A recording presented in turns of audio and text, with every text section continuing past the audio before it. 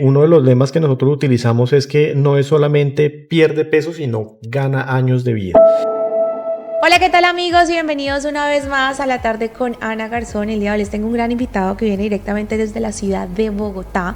El día de hoy vamos a hablar acerca de salud, de bienestar.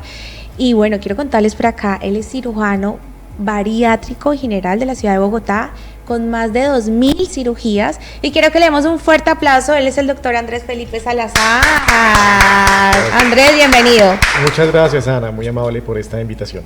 Bueno, primero bienvenido a nuestra ciudad de Neiva, a nuestro departamento, y recordarte que en este momento no solamente estás en vivo aquí en la ciudad de Neiva, sino en Inquirá, Garzón, y a través de todas nuestras plataformas de redes sociales. Entonces, para que le mandes un saludito a las personas que te están viendo en este momento. Bueno, un saludo a todos los usuarios que nos están acompañando en este momento, y espero que pasen un grato agradable y que se informen un poquito de lo que hacemos. Así es, bueno, ya mucha gente de pronto ya te conoce en el gremio, digamos, de todo lo que tú has hecho.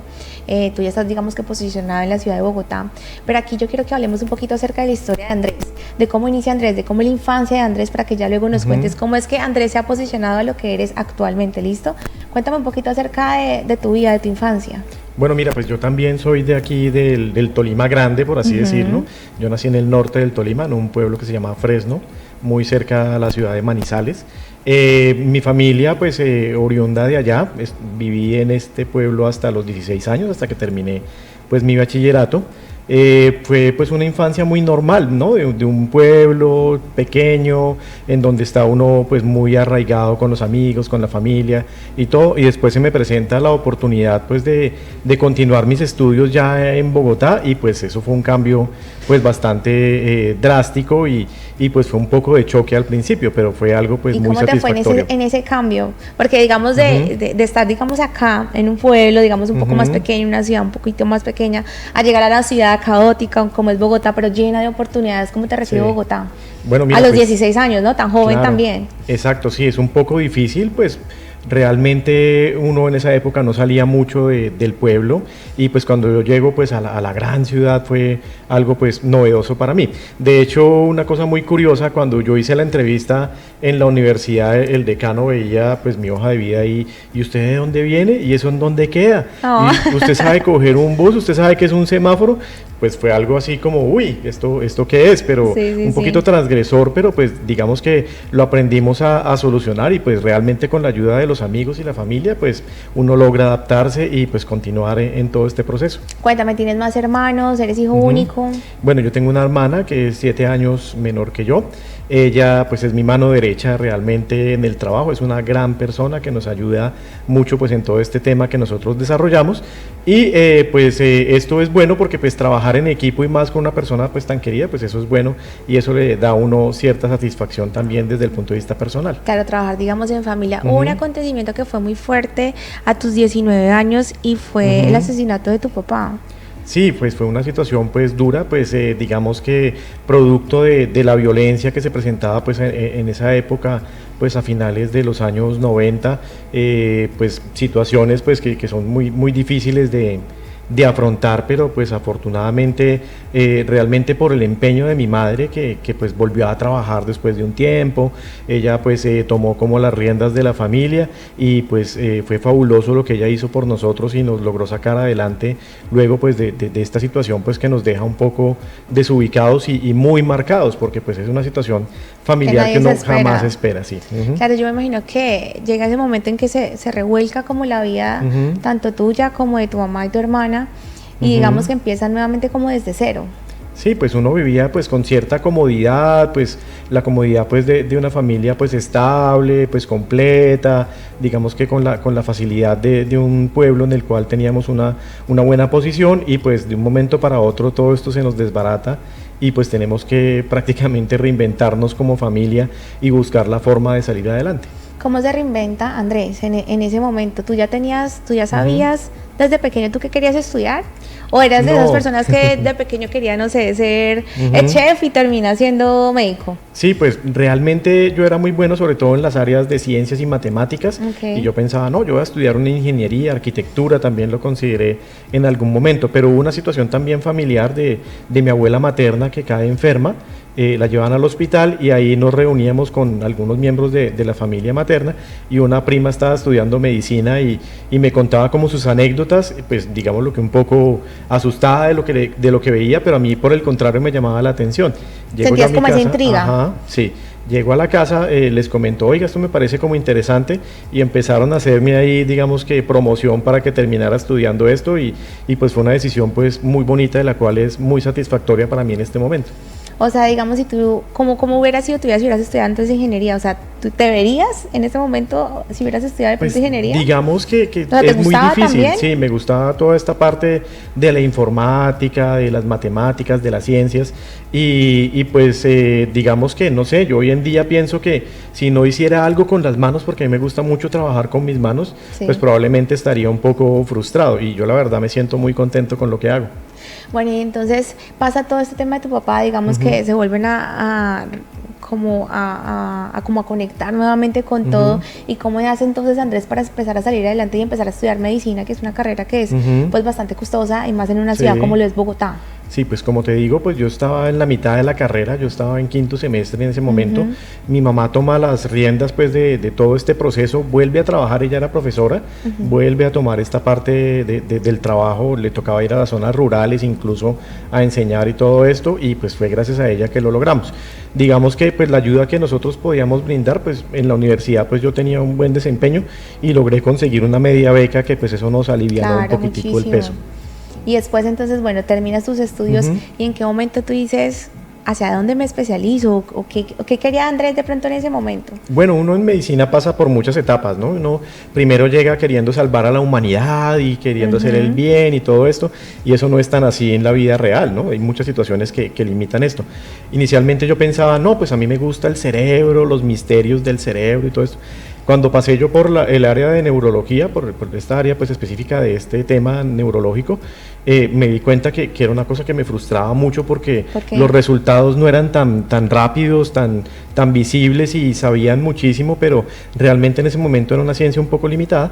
Y ya cuando paso a cirugía me doy cuenta de que es una cosa manual, que es una combinación muy bonita entre ciencia y arte, y que uno ve unos resultados muy rápidos y pues muy favorables. O sea, una persona llega con una apendicitis, lo operamos y chao, al otro día Y está ya. en su casa y perfecto. Ok, entonces tú empezaste como a descubrirte, a saber qué te gustaba, Sí. qué no. ¿Qué de pronto tú decías, a mí no me gustaba esa parte de la medicina, no me llamaba la atención, o no me sentía de pronto tan cómodo? Sí, pues digamos que, pues por ejemplo en el área de pediatría, pues hay personas que son, digamos que más afectuosos, más cercanos a los niños. Realmente yo no me sentía así. Es un área compleja porque uno no solo trata al niño, sino a los papás, y hay veces que hay mucho choque. Entonces no me veía, por ejemplo, en esa área. Otras áreas que son un poco más clínicas, de solo consulta, de solo evaluaciones y estar sentado en un escritorio todo el día, tampoco me llamaban la atención. Por eso las áreas quirúrgicas pues fueron lo que me entusiasmaron Lo que a más continuar llama. estudiando. Hablando de niños y demás, tú fuiste papá joven. Sí, yo fui papá muy joven cuando hice mi rural. Tuve a mi hijo mayor, pues que fue una experiencia pues muy bonita, pero fue también muy difícil, porque cuando yo empecé mi especialidad, él estaba muy pequeño y realmente tuve que dedicarme de lleno a esto, y pues digamos que pasa a un segundo plano, que no es lo ideal en una situación de uno siendo padre. Pero pues afortunadamente hoy en día es algo que lo comprende y que me acompaña pues en todo este proceso precisamente. Claro, tú digamos que una carrera como es medicina, tratando de salir adelante con todo y con un chiquito, pues obviamente Sí. digamos que se ven ciertas adversidades, pero igualmente lo logras. Sí, sí. Y empiezas entonces a especializarte. ¿Y Ujú. cómo te va con eso? Bueno, pues realmente pues producto de esta misma situación, desde que yo era padre y tenía muchas responsabilidades, más lo de mi casa, que todavía era relativamente reciente, pues me costó mucho al principio. Digamos que lo que yo tenía presupuestado para una especialidad de 4 años se me fue en un año. Tuve que volver a trabajar un tiempo, se me prolongó un poco más la especialidad, porque pues tenía que tomar unos periodos O sea, tú aparte para trabajabas y trabajar. estudiabas. Sí, y terminé trabajando y estudiando, y afortunadamente saqué la especialidad. Pero mira que fue algo en últimas muy favorable, porque el hecho de que yo hubiera trabajado mientras estaba en esto me permitió conocer muchos colegas, muchas personas. ¿Y en qué trabajabas? Ya que dices que era de colegas y demás. Sí, pues yo trabajaba en el área clínica también, tuve la oportunidad de trabajar en algunas clínicas del distrito allá en Bogotá, Sí. y también trabajaba en el hospital donde yo estudiaba, en la Universidad Javeriana, en el Hospital San Ignacio, trabajaba en el área de urgencias, entonces digamos que nunca me desconecté como tal de la Nunca especialidad. te saliste, sino estabas más Exacto. bien ahí en el gremio, y también aprendiste un montón, porque uno trabajando a la fin y al cabo es cuando uno como que más coge como más experiencia, ¿no? Exactamente, sí, eso fue muy importante y pues digamos que me daba cierta ventaja porque digamos que ya había practicado cosas que en una especialidad normalmente no se practican en ese tiempo. Bueno, en el 2009 ya te especializaste Ujú. y dices, bueno, y ahora me especializo y en qué empiezo, a dónde me voy, Ujú. dónde me integro. Sí, bueno, mira, sí, lo que te digo, uno en medicina pasa por muchas etapas. Cuando yo salí de mi especialización, a mí me encantaba la cirugía de cabeza y cuello, era un área súper bonita, de cirugías muy regladas, muy bonitas, muy finitas, pero en ese tiempo estuvo cerrada la especialidad aquí en el país y pues no me pude presentar. Empecé a trabajar en el hospital de mi universidad, inicialmente trabajaba en la Universidad del Rosario, después pasé a la Universidad Javeriana, y allá pues tenía buenas habilidades en la cirugía laparoscópica, la cirugía de mínima invasión, lo que llama mucha gente la cirugía por láser.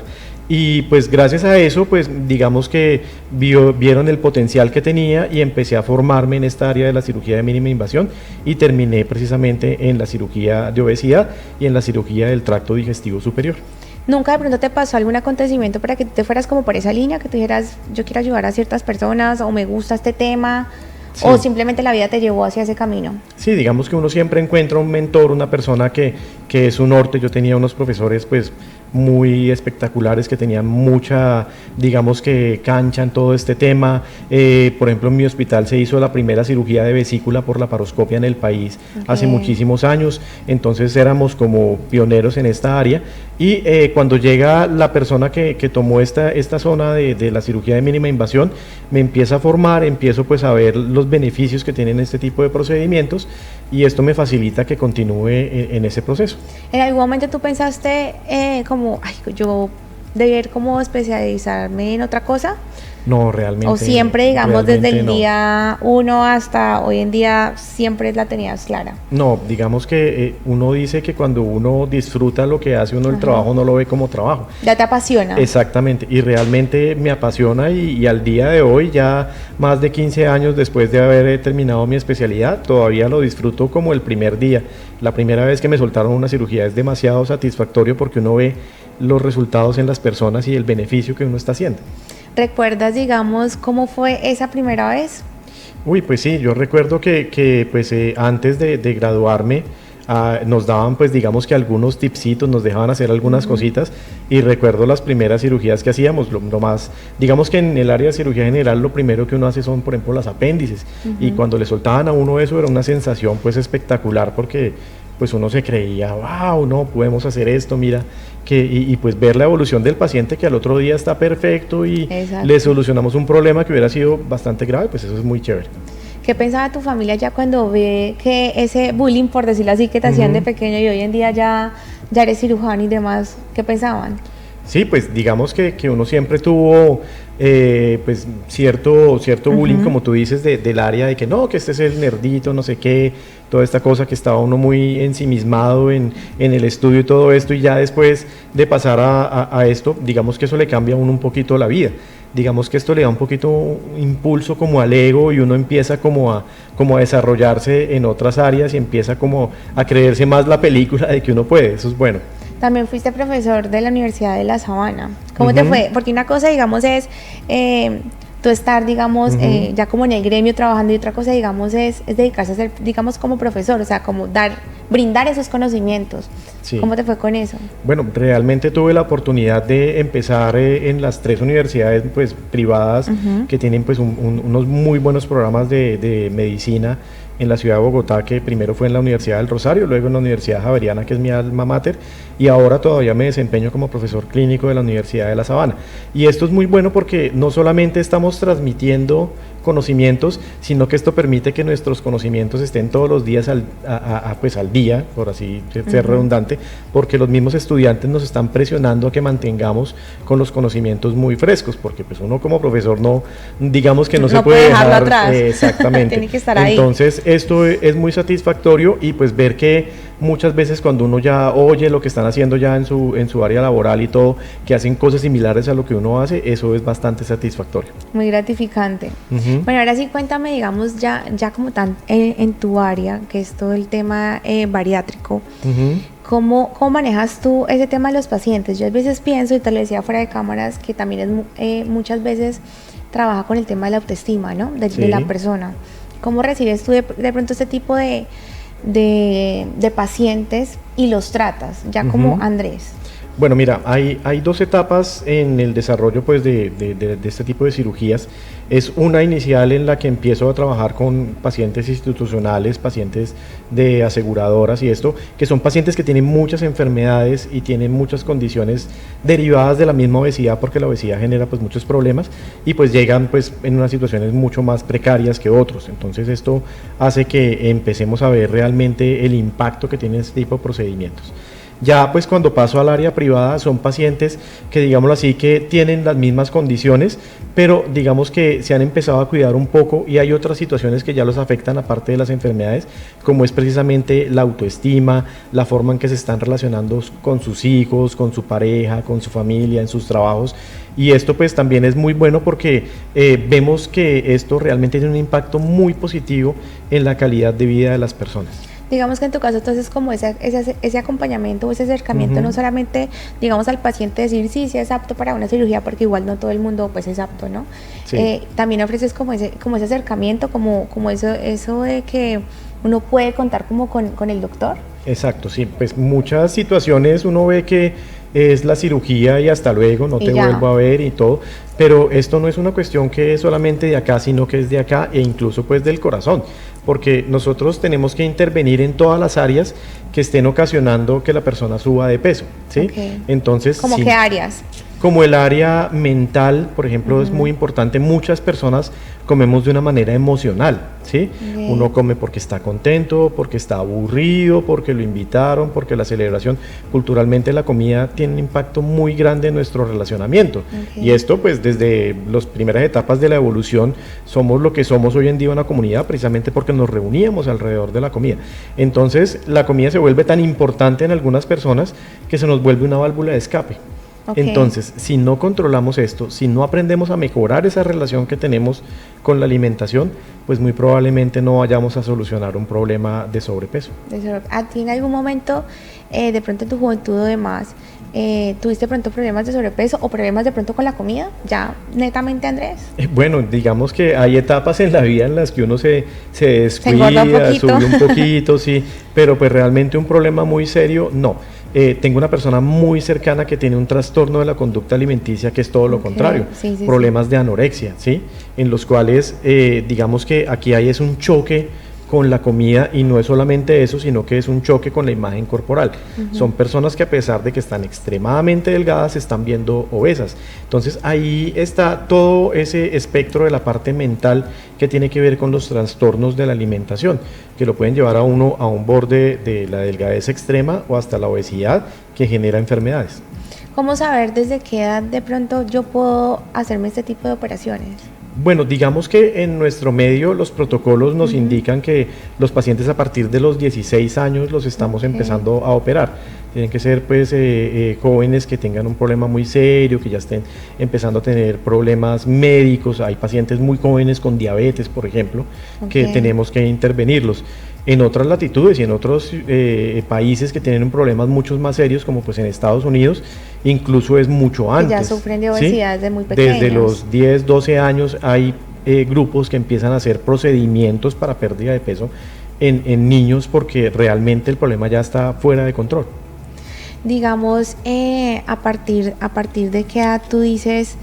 es recomendable de pronto no como tal llegar a una cirugía, sino empezarse de pronto a cuidar antes de ya irse como a un extremo. Ustedes de pronto antes de operar le dicen, digamos, al paciente, digamos, si es un joven, decirle antes, ven, métete, hagamos una dieta, no sé qué, y después ahí sí. Sí, digamos o los someten de una a cirugía. Digamos que hay tres momentos en los que una persona puede tener un riesgo a largo plazo de quedar en sobrepeso: en la infancia, en la adolescencia, pues ya con el desarrollo sexual sobre todo, y las mujeres en los embarazos. Entonces son esos tres momentos en los que tenemos que cuidar el peso para no tener problemas de sobrepeso a largo plazo.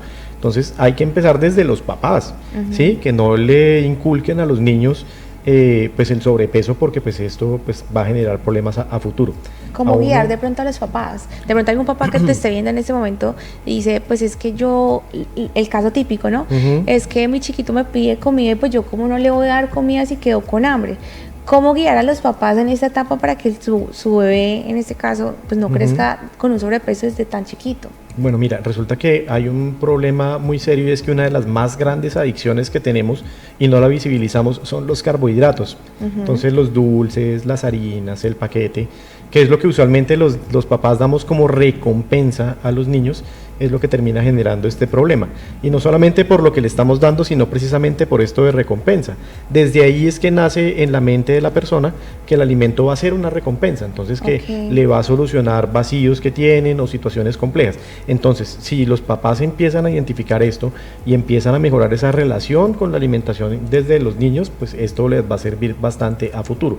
Lo mismo en la adolescencia, con todos estos cambios que se presentan en el ánimo, en el cuerpo, todo, si no controlamos en ese momento, pues es delicado. Y las señoras con los embarazos también, que los antojitos, toda esta cosa. No, porque estoy embarazada, ¿sí? Entonces ¿cómo? Sí, yo me acuerdo que en mi pueblo decían que tenían que comerse las 40 gallinas y no sé qué en los embarazos. Yo no he escuchado de eso. Entonces, pues imagínate, pues eso les va a generar un problema, gallinas, 40 gallinas. Entonces, pues si no controlamos eso en este momento, el riesgo de que queden con sobrepeso después de un embarazo pues va a ser alto. Y no solo eso, está comprobado que un embarazo con sobrepeso y con un niño que va a nacer grande, a futuro tiene un riesgo estadístico mayor de tener sobrepeso. ¿A partir de qué edad tú recomiendas que digamos los papás en este caso le den dulce a sus hijos? Pues digamos que eso sí depende mucho de las condiciones de los niños, pero pues una dieta complementaria ya, pues que tenga todos estos tipos de alimentos después de los 2 años, pues digamos que es lo saludable, pero pues uno ve que mucho antes empiezan. Que le empiezan a dar su dulcecito, pero esto puede ser de pronto también pues una recomendación, de pronto qué tan necesario es que a un niño le den dulce desde tan pequeño. Pues no es tan necesario, y pues tiene que ser una cosa, pues digámoslo así, que muy restringida, y pues cada vez lo vemos más, no solamente por el peso, por el problema de los dientes, por los problemas hormonales que esto va a generar. Entonces pues sí es bueno tener un poco de control en nuestros niños. Normalmente tú recibes más pacientes de pronto más jóvenes o ya más adultos. ¿Te llegan muchos niños? No, realmente los niños en nuestro país, afortunadamente, estadísticamente no es tan frecuente. Hay una encuesta que se llama ENSIN, que es la que mide pues con toda esta parte del peso y de la salud de las personas en nuestro país, y afortunadamente apenas estamos empezando a ascender en la curva del sobrepeso comparado con otros países como Chile, como México, como los mismos Estados Unidos. Entonces no tenemos tanta obesidad infantil como otros lados, pero lastimosamente vamos para allá. Entonces no nos llega todavía muchas personas de esto, pero sí vemos personas de un rango muy amplio ¿De qué edades? De edades. Vemos, como te digo, desde los 16 años hasta los 75 años hemos tenido pacientes. ¿Pero a los 75 años tú puedes operarlo? En algunos casos sí, podemos hacer algunos procedimientos, dependiendo de cómo esté la condición de la persona. Digamos que la edad hoy en día no se considera una contraindicación para hacer procedimientos quirúrgicos, desde que el organismo esté en las suficientes condiciones como para tolerar un procedimiento de este tipo. ¿Tú manejas más que todo hombres o mujeres? Estadísticamente son más las mujeres, ¿sí? Esto pues obviamente va ligado a que, como te decía, las encuestas muestran que hay un porcentaje mayor de mujeres que tienen sobrepeso que los hombres. Y digamos que en los hombres... ¿Tú por qué crees que sea eso? ¿Por qué crees que sean de pronto más las mujeres? Porque puede llegar a pasar. Por la parte hormonal, por la parte laboral. Digamos que el trabajo del hombre todavía sigue siendo un poquito más de fuerza. Digamos que hay muchas mujeres que todavía tienen muy ligado la maternidad a estar en la casa, y todo esto pues genera aumento del sobrepeso en nuestra población, ¿sí? Pero digamos que cada vez es más parejito en hombres y mujeres el problema del sobrepeso. En los hombres todavía existe un poco de tabú en cuanto a que pues piensan que su obesidad no es un problema, o que ellos lo pueden solucionar solo, o que no necesitan ayuda, y de pronto se quedan un poquito relegados. Pero hoy en día cada vez es más la ya población están como masculina. igual. Ajá, Sí, sí. porque yo siempre he visto de pronto por el caso de los hombres, pues como son hombres, como que les da de pronto más pena decir, sí, yo me operé o yo estoy en este proceso, porque Sí. se pierde como de pronto ese ego masculino. Entonces pensé que de Exactamente. pronto podría ser hasta inclusive un poco más los hombres. Pero Sí. tú me dices que más o menos ya están alcanzando a las mujeres. Están muy cerca, sí, pero todavía la mujer es bastante mayor el Predomina. porcentaje, sí. Bueno, Andrés, vamos a ir a un corte comerciales y ya seguimos hablando, ¿listo? Bueno, muchas gracias. Ya volvemos.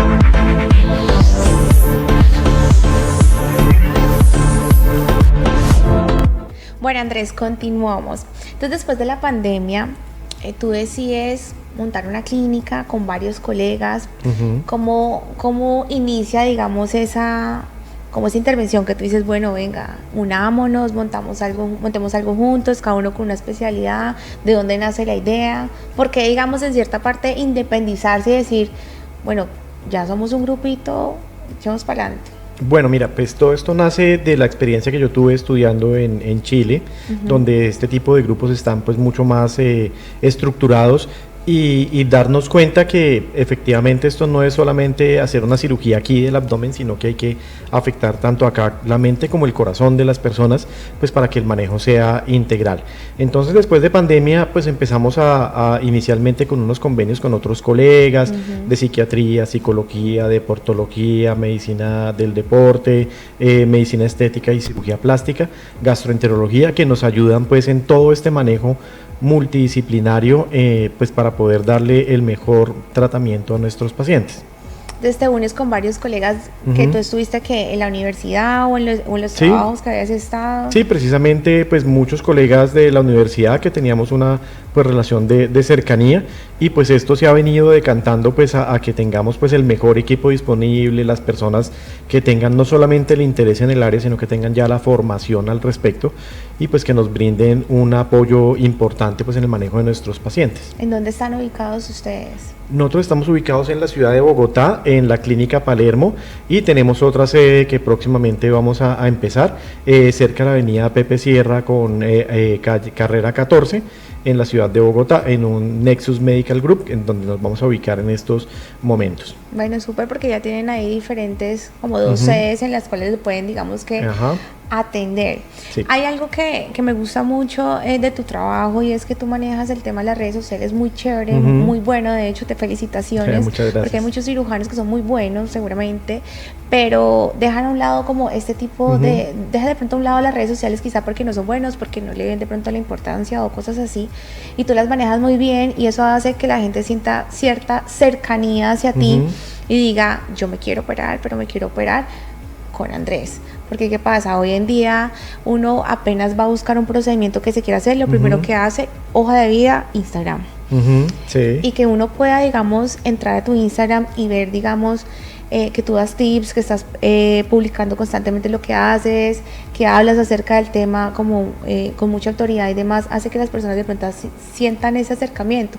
¿Desde hace cuánto tú empiezas a tener como ese acercamiento a las redes sociales y a viralizarte también a través de ellas? Bueno, digamos que todo esto nace después de la pandemia, efectivamente, cuando vemos que tenemos que empezar a visibilizar un poco más el tema y lo que estamos haciendo. Cuando hacemos un trabajo bien, pues yo creo que es prudente y es bueno para las personas que lo vayan conociendo. Y sobre todo porque este problema de la obesidad específicamente es un problema que no se le da la suficiente visibilidad. La gente lo normaliza. Exacto. Uno dice en los niños, no, mira, el niño sanito es gordito. ¿Sí? Y desde ahí para allá entonces el sobrepeso se normaliza tanto que no lo vemos como una enfermedad realmente. Entonces, si no visibilizamos a las personas, si no las involucramos, si no estamos abriéndoles un poco los ojos y llevándoles esta luz que efectivamente tenemos que tratar un problema que nos va a generar muchas complicaciones a largo plazo, pues no vamos a obtener un resultado favorable. Entonces, esto nos implica pues todo un proceso de divulgación, de conocimientos que podemos transmitir a las personas. Incluso empezamos hace poco, digamos que una aventura que es un podcast que estamos haciendo que se llama Razones de Peso, ¿sí?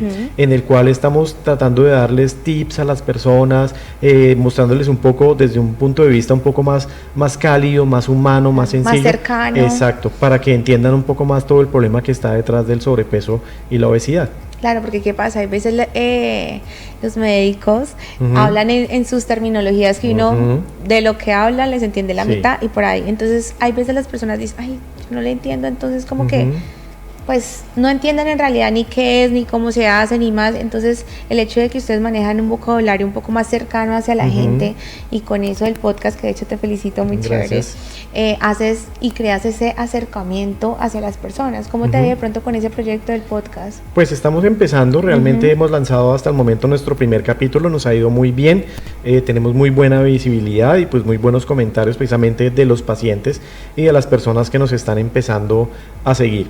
Y pues otra cosa es que pues lo que buscamos es que no solamente sea mi visión, sino la visión de otras personas.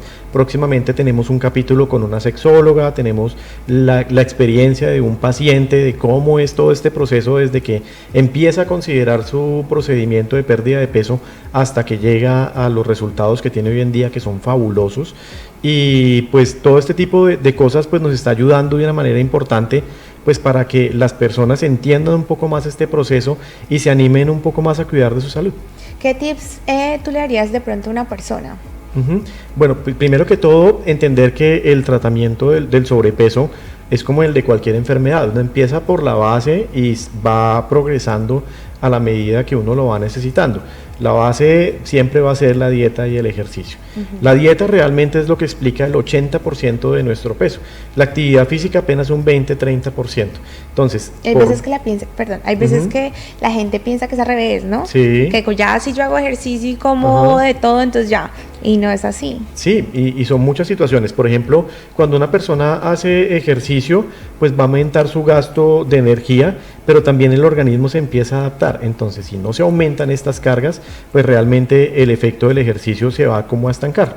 Entonces, por eso también tenemos la ayuda de deportología, que nos ayuda a mejorar este tipo de situaciones.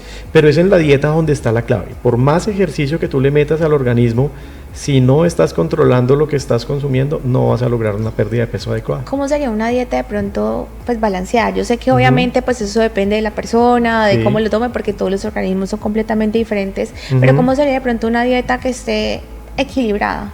Sí, pues lo importante en la mayoría de los casos es aumentar el consumo de proteínas, disminuir el consumo de los carbohidratos. Siempre priorizar la proteína. La proteína tiene también otra ventaja, y es que genera más saciedad que otros alimentos. No sé si te haya pasado que te comes un dulce, una chocolatina y al ratico otra vez tienes hambre, porque no controla tanto la saciedad, mientras que cuando uno se come una porción de carne, un queso, un huevo, para que a uno le dé hambre demora un poco más, porque el organismo, digamos que tiene ese efecto la proteína precisamente. Entonces es mejorar estos hábitos e incluir otros alimentos que son saludables, como las frutas, las verduras, en unas proporciones adecuadas. Mira que a mí siempre me han dicho que, digamos, uno va a almorzar donde, no sé, un amigo, una amiga, y tú quedas con hambre y casi siempre te dan, son harinas, te vuelven o carbohidratos, ¿no? Siempre te vuelven a servir un poquito más de arroz, un poquito, otra yuca, otra papa. Y ahí, digamos, ¿es verdad o mentira? Te pregunto a ti, que en vez de que a uno le den un poquitico más de arroz con papita, le den otra porción de pronto de proteína y ya quede la persona saciada. Eso sería lo ideal, pero pues efectivamente está muy arraigado en nuestro medio el consumo de los carbohidratos. La papa, el arroz en nuestro medio, la yuca, el plátano, todo, digamos que son alimentos que para nosotros son tan comunes y tan cercanos, que pues siempre se va a presentar este tipo de situaciones. O sea que, digamos, ahí en general uno debería meterle un poco más de proteína tanto al desayuno, al almuerzo o a la comida, si casi siempre, digamos, vive de pronto con esa ansiedad todo el día de estar comiendo o queda con hambre. Exactamente. Es porque hace falta proteína dentro de la alimentación. No es solamente que haga falta, sino que la cantidad de proteína que consumamos va a ayudar a mantener un poco el apetito más controlado, y esto pues es importante en el transcurso del día. Si una persona, por ejemplo, no desayuna una buena porción que contenga proteína, un buen alimento que contenga proteína, pues obviamente el apetito le va a dar mucho más rápido. Muchos desayunamos de una manera inadecuada, entonces un cafecito y un pan, ¿sí? Realmente, ahí proteína exacto, cero. Proteína no hay, y pues uno ya a la media hora, por eso está comiendo después una empanada. Exacto, y empieza uno a picar y a comer cosas que no son tan saludables. Mientras que si uno tiene un buen desayunito, huevitos, una porción de alguna otra proteína, el huevo es la mejor proteína, por ejemplo, que tenemos disponible. Eso ayuda a controlar bastante el apetito y a que no tengamos problema de consumo de carbohidratos, que es lo que nos va a llevar usualmente al sobrepeso. O sea que después de que tú, digamos que haces este tipo de cirugía, ustedes les mandan de pronto como una dieta para que siga el procedimiento de la persona y que no vuelva, o puede llegar nuevamente a volver a operarse, o uno solamente se puede operar una vez. Bueno, vamos por partes. Primero, la dieta sí es muy importante y aquí hay que desmitificar algo, y es que las personas dicen, no, es que no voy a poder volver a comer, no voy a poder volver a tomarme un trago, no voy a poder volver a ir a una cena, un cumpleaños porque no voy a comer. No, la idea es que estos procedimientos, cuando quedan bien hechos, la persona tenga una dieta lo más cercana a lo normal, ¿sí? Okay. Y que aprenda precisamente a comer, y que si logra mantener estos hábitos a largo plazo va a ser un éxito. Pero ahí radica pues el éxito de estas cirugías. Si no obtenemos un hábito, no vamos a mantener esa pérdida de peso por la misma adaptación del organismo. Entonces sí es factible hacer varios procedimientos. Como te decía, uno empieza por lo más simple y va avanzando. Hoy en día tenemos muchas herramientas, tenemos medicamentos para la pérdida de peso que no son para todos, lastimosamente se están utilizando de la manera indiscriminada. Sí, no, yo he tenido casos de personas que me han dicho, no, mire, es que a mí la peluquera me mandó este medicamento inyectable para perder peso y perdí peso, pero lo suspendí, no, tuve un aumento mayor. Entonces, porque causa cierto rebote, ¿no? Sí, este efecto que la gente llama el efecto de rebote es muy común si no hemos podido controlar los hábitos. Y pues lastimosamente algunos tratamientos como los farmacológicos tienen una alta tasa de que la persona vuelva a subir peso, ¿sí? Porque pues realmente no están diseñados. Exactamente. Y por eso es que muchos pacientes han llegado después de este tipo de tratamientos con medicamentos, el balón gástrico, que es una buena alternativa, pero que si no se maneja también tiene un alto riesgo de reganancia de peso. Y una cosa muy común, y sobre todo en las mujeres, personas que se hacen 1, 2, 3 liposucciones, una dermolipectomía, procedimientos de cirugía plástica, pensando que eso les va a controlar el problema del sobrepeso de raíz, y lastimosamente no es así. Eso es algo, como digo yo, muy superficial, pero si tú no mejoras por dentro, vuelves y de hecho te engordas hasta el triple de lo que estabas desde la primera vez. Con las cirugías plásticas, ¿no? Uno tiene que saberse cuidar muy bien todo ese tema. Sí, y de hecho nosotros trabajamos muy de cerca con los cirujanos plásticos en este tema. Los cirujanos plásticos usualmente, digamos que tienen unos límites de seguridad antes de poder operar a un paciente precisamente con el rango de sobrepeso. Entonces, un cirujano plástico sensato, si ve que una persona tiene un sobrepeso muy alto, lo manda primero a nuestros grupos, evaluamos su manejo de obesidad, lo controlamos y después sí puede hacerse su procedimiento sin ningún problema y con un buen resultado. ¿Cuál ha sido el caso que te ha llegado a ti que tú has dicho, pues yo me imagino que te llegan muchísimos, pero que te hayas dicho, Dios mío, ese paciente fue grave, o su historia, o ha sido duro manejar el tema de la mentalidad, porque yo siento que va muy, muy de la mano, ¿no? Que nos cuentes de pronto algo así que te haya impactado durante tu carrera, durante todo este tiempo que llevas trabajando. Bueno, mira, hay dos situaciones. Uno, pues son procedimientos que no están exentos de riesgos. Cuando un paciente tiene complicaciones de este tipo de cirugías, pueden ser pacientes que tengan unos, digamos que complicaciones muy serias, y hemos tenido, digamos que la oportunidad de tratar pacientes en situaciones muy complejas de este tipo, pacientes que han estado 1 año hospitalizados, que han requerido 60, 70 cirugías para poder solucionar problemas que tienen, y pues afortunadamente los hemos sacado adelante. Esos son pues los casos, pues afortunadamente, que son muy exóticos, pero se presentan, ¿sí? Por el otro lado tenemos pacientes en los cuales uno ve que el impacto es tan grande que definitivamente les cambia la vida. Personas que tienen sobrepesos muy extremos y que cuando empiezan a ver los resultados en su pérdida de peso, que pueden empezar a caminar mejor, duermen mejor, se relacionan mejor con las personas, es que eso cambia su autoestima, la autoestima completamente, el aura, todo, literal. Su actividad sexual, o sea, mejora bastante. Uno ve esto pues muy claro. Y por ejemplo son muy bonitos los casos de las personas que son muy jóvenes y que tienen sobrepesos muy altos, que realmente son pacientes que en ese sentido son muy agradecidos. O sea que nosotros vemos que el resultado es tan bonito, tan rápido y tan favorable, que definitivamente son otras personas. Y en las imágenes que hemos compartido, tenemos casos en los cuales las personas se sienten tan bien que nos permiten compartir esta experiencia con otras personas para que vean que efectivamente es algo que funciona y que es muy positivo para la mayoría de las personas. Es que literalmente tú transformas vidas y reconstruyes autoestimas, diría yo, porque pues tú al ver que ya, digamos, bajas de peso, lo controlas, cambias tus hábitos, cualquier persona empieza a sentirse el aura completamente diferente y a querer hacer muchas cosas, ¿no? Eso le sube la autoestima a cualquiera. ¿Qué ha sido lo más difícil de pronto de todo este proceso que te haya pasado? Bueno, digamos que para nosotros uno de los lemas que nosotros utilizamos es que no es solamente pierde peso, sino gana años de vida.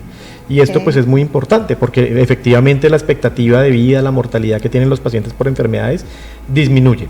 Pero sí hay situaciones en las cuales es muy complejo, precisamente estos pacientes que han pasado por muchos tratamientos, que llegan con bastante frustraciones, que llegan con problemas de depresión muy severos debido pues a lo que llamábamos el bullying que hablamos hace un rato. Entonces estos pacientes nos llegan mucho al corazón y vemos que efectivamente hay que darles la mano y hay que apoyarlos en todo este proceso porque muchas veces solos no somos capaces. Entonces si no estamos a su lado pues va a ser más difícil que tengan un buen resultado. ¿Cómo aprender a educar a las personas o a esta nueva sociedad que son pelos chiquitos para que este tipo de casos de pronto reduzcan un poco más y no lleguemos a un sobrepeso normalizado como un estilo de Estados Unidos? Que ya de los niños chiquitos ya uno los ve desde 4 o 5 años ya tienen sobrepeso. ¿Cómo cambiar ese chip desde casa, desde nuestros hogares? ¿Cómo indicarle a los papás? Bueno, son muchas las estrategias, pero lo principal es visibilizar que esto realmente es un problema, no normalizar el sobrepeso, no normalizar los síntomas que tenemos. Cuando el organismo nos empieza a hablar, tenemos que escucharlo. Nos están doliendo las rodillas, no podemos dormir bien, no descansamos, ya no podemos subir escaleras de la misma forma. Oiga, esto es un llamado de atención que tenemos que escuchar para hacer algo por nuestro cuerpo. No sé si tú hayas visto, por ejemplo, la película Wall-E de Disney, en la cual es unos que están viajando por el espacio y son todos gorditos. No se pueden ni mover ni nada. Exacto, si no nos controlamos vamos para allá, lastimosamente. Porque también el impacto de las redes sociales y el internet y todo eso, todo el tiempo le están diciendo a uno consuma. Si no controlamos esto también, sobre todo en nuestros niños y adolescentes que son tan maleables en este sentido, que pueden tener una influencia tan grande de este tipo de situaciones como las redes sociales, pues se nos van a ir de las manos. Entonces es muy importante tanto visibilizar como educar a las personas con todo este problema de la alimentación. Sí, yo creo que es eso, educar a la sociedad y estar más pendientes de ellos, a pesar de que yo siento que hoy en día hay como una cierta ola de moda también, que me parece chévere, como de cuidarse, de las cosas como más fitness, digamos que está un poquito más como en tendencia. Yo creo que eso también de pronto que ayuda un poco más a los jóvenes y demás. ¿Cómo sé yo que estoy entrando en una obesidad? Digamos que hay varias formas de medirlo. Nosotros utilizamos una medida general que se llama el índice de masa corporal, que es la relación que tiene el peso con la talla, ¿sí? Con la estatura. Entonces, cuando una persona está por encima de 30 en esta medida, ya tiene un sobrepeso. Desde ahí ya es una persona que tiene que empezar a hacer algún tratamiento o controlar esta obesidad ya como tal. Las personas que están entre 25 y 30 están en sobrepeso y ya es para empezar a cuidarse, mejorar hábitos, pues para tener que, digamos que no tener que ser sometidos a algún tratamiento mucho más complejo. Y ya las personas que tienen una obesidad grado 3, una obesidad muy severa, ya tienen una indicación de un tratamiento radical para controlar su sobrepeso. Entonces, esta es una manera. La otra manera es midiendo la composición corporal, la cantidad de grasa que tenemos en el organismo. En las mujeres es normal más o menos hasta un 33% de porcentaje de grasa corporal, en los hombres hasta un 22%. Y en los gimnasios hoy en día es muy fácil, nos miden muy bien la composición corporal y ahí podemos darnos cuenta, porque entre más masa muscular tengas, es más difícil que vuelvas a subir de peso, te va a proteger contra enfermedades metabólicas como la diabetes y fuera de eso también te va a dar sostén a la piel, no te va a quedar la piel flácida como que es lo que la gente personas no quiere, que yo me adelgazo y pues me queda todo flácido y pues digamos que tampoco es como el objetivo. Hay algo que se ha vuelto como un poco de tabú y de controversia en las personas y es cuando van al médico y les dicen de pronto el médico de una forma no tan chévere, oye, estás en sobrepeso, y de pronto no se los dicen de una buena manera y la gente en vez de ayudarse no vuelven, se alejan. ¿Cómo hacer, digamos, como para que también en la parte profesional tengan como ese tacto para decir, hay veces ese tipo de noticias que no son tan chéveres de pronto para la persona? Claro, cuando yo empecé a estudiar esta carrera, pues digamos que este problema no era tan visible. De hecho, veíamos efectivamente como un tabú, como una cosa medio extraña que uno hiciera cirugías para perder peso. Hoy en día, pues afortunadamente la educación médica está cambiando, está teniendo un cambio muy radical y pues estamos cada vez tratando de visibilizar estos problemas más y hacer el acercamiento a estas personas de una manera mucho más humana. Entonces, siempre lo que tenemos que buscar es mejorar la educación. Claro que sí. Bueno, recuérdanos las redes sociales, cómo aparecen, números de contactos para las personas que nos están viendo, ya sea aquí en nuestra ciudad de Neiva y viajen a Bogotá o que estén en Bogotá y quieran de pronto acercarse, pedir una consulta, estar pues pendiente, preguntarte cosas también. Bueno, nos pueden encontrar en Instagram en DR Andrés Felipe Salazar. Nos pueden comunicarse por WhatsApp o por teléfono al teléfono 314-532-6719 y también nos pueden buscar en la página web www.drandresfelipesalazar.com. Bueno, Andrés, yo quiero preguntarte ya para terminar, porque acá el tiempo se nos pasa volando. Si tú te tuvieras a ese Andrés que estaba mirando a ver si estudiaba medicina o ingeniería civil, ¿qué le dirías si estuviera acá al frente? Bueno, que siempre hay que seguir luchando y esto es una cosa que tenemos que decirle no solamente a ese Andrés chiquito, sino a toda nuestra población y a nuestra juventud, que uno no puede desfallecer. La constancia es precisamente lo que nos lleva a que nosotros logremos alcanzar nuestras metas y que no es difícil. Si podemos, si estamos en un pueblito, si estamos en una ciudad grande, en donde estemos, si nosotros le ponemos empeño a nuestras metas, lo vamos a lograr. ¿Cómo se ve Andrés en 10 años? Bueno, yo en 10 años me veo, digamos que todavía disfrutando un poco de mi carrera, ¿sí? De lo que hago, pues que realmente yo amo la profesión que yo tengo, pero también me veo disfrutando esas cosas. Me encantan los conciertos, me encanta viajar, me encanta andar en motos y soy motociclista full, entonces esto es muy chévere y espero disfrutarlo más en compañía de mis hijos y las personas queridas. Bueno, listo. Muchísimas gracias, Andrés, por habernos acompañado el día de hoy. Gracias por contarnos un poco más acerca de tu historia de vida, también de todo lo que haces, cómo te has posicionado y de verdad que bienvenido a Neiva. Espero que vengas muchísimas más veces por acá a visitarme y a acompañarnos. De verdad que fue un placer haberte tenido el día de hoy acá conmigo. No, gracias a ti, Ana, por esta oportunidad y por permitirnos llegar un poquitico a la población y comentarles todas estas historias que claro pues que sí, les pueden servir un poco. Y educar a las personas, que es lo más importante, ¿no? Educarlas. Sí, es importante que nos pregunten, que no tengan miedo. En nuestras redes, en nuestra página pueden escribirnos, transmitirnos todas las inquietudes que tienen, que nosotros estamos muy dispuestos a responder todas las inquietudes que tengan. Así es, muchísimas gracias. Gracias, Ana. Y a todos ustedes, no olviden seguirnos a través de nuestras redes sociales. En Instagram estamos como La Tarde con _, Ana Garzón.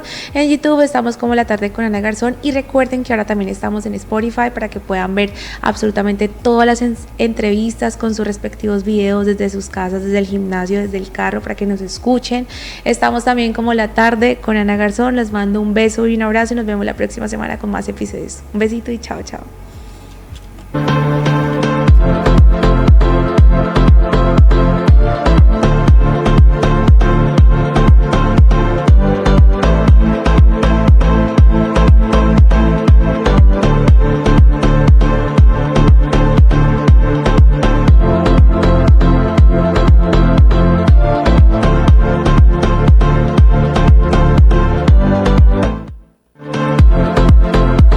La Tarde con Ana Garzón. Aquí encontrarás historias que te inspiran, te hacen sentir y te dan herramientas reales para tu día a día.